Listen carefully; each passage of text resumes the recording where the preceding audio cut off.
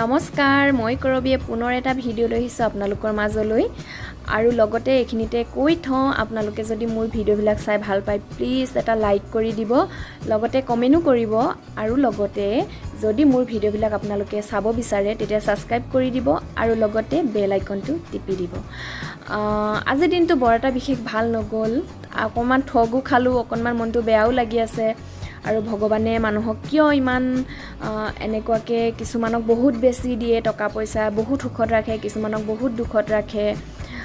হেতু কাৰণে মনটো অকনমান বেয়াও লাগি আছে বাকি যি কি নহওক এয়া আপোনালোকে দেখিছে মই দাদাৰ বাইট লৈ আছো আসলতে আমি কেমেৰা কিনিলো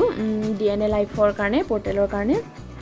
মই কেমেৰাটো অকনমান টেষ্ট কৰি চালো অফিসত কেনেকুৱা ধৰণেনো মানে ভিডিঅ' কেনেকুৱা ধৰণে হয় বা কেনেকুৱা হৈছে ভিডিঅ' কোৱালিটিটো তেনেকৈ অকনমান চালো আৰু এগৰাকী হৈছে আমাৰ লীনা বায়ে বহু বছৰ ধৰি সাংবাদিকতাৰ ক্ষেত্ৰখনৰ লগত জড়িত হৈ আছে আৰু লগতে বাই এতিয়া আমাৰ লগত আছে ডিএনএ লাইফৰ বাই সদায় থাকিব আমাৰ লগত বাকি মোৰ মনটো বেয়া লগাটো এটা ঠক খোৱা কথাটো মই কৈছিলোঁ ঠক মানে মই এজো কাপোৰ অৰ্ডাৰ কৰিছিলোঁ অনলাইনত আজি আহি পালে মেখেলা চাদৰ মই পৰিস্থিতি যি হৈছে হেতু কাৰণে ভাবিলো অনলাইনে অৰ্ডাৰ কৰি দিও আৰু মোৰ ভালো লাগিলে ফটোত দেখি খুব ধুনিয়া আছিল কাপোৰজো কিন্তু ইমান মানে ভাল অহা নাই কাপোৰজো মই যেনেকুৱা ধৰণে ভাবিছিলো আসলে ফটোত দেখাতকৈ অকনমান বেলেগ আহিছে আৰু দামটো বহুত বেছি হৈ গল মানে কাপোৰজোৰ চাই বহুত বেছিয়ে ললে মানুহগৰাকীয়ে আসলতে মানুহৰ পৰা ইমানো বেছি লব নালাগে তথাপিতো আৰু এতিয়া উপায় নাই ললো যেতিয়া কেতিয়াবাটো ঠক খাবই লাগিব জীৱনত আৰু সদায়নো কিমান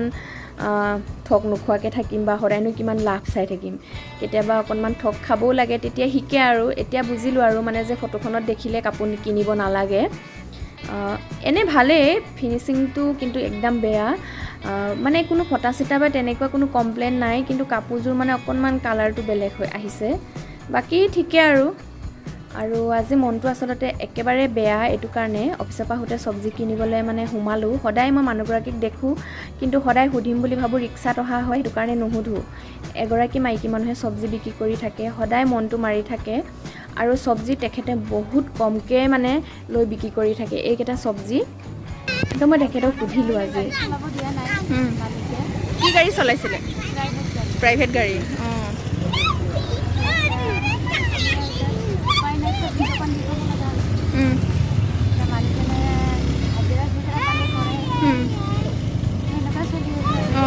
ল'ৰা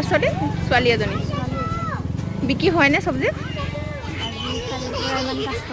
কাস্টমাৰ নাই মানে গাড়ী চলোৱা এতিয়া অসুবিধা আছে সেইকাৰণে সবজি বিক্ৰী কৰিছে সবজিখিনি ক'ৰ পৰা আনিছে আপুনি আপোনাৰ নামটো অনামিকা কোঁৱৰ ইয়াতে ঘৰ সেই আগৰ কেইদিন যে বহুত ওলাব নোৱাৰা হৈছিলে তেতিয়া কেনেকৈ চলিছিলে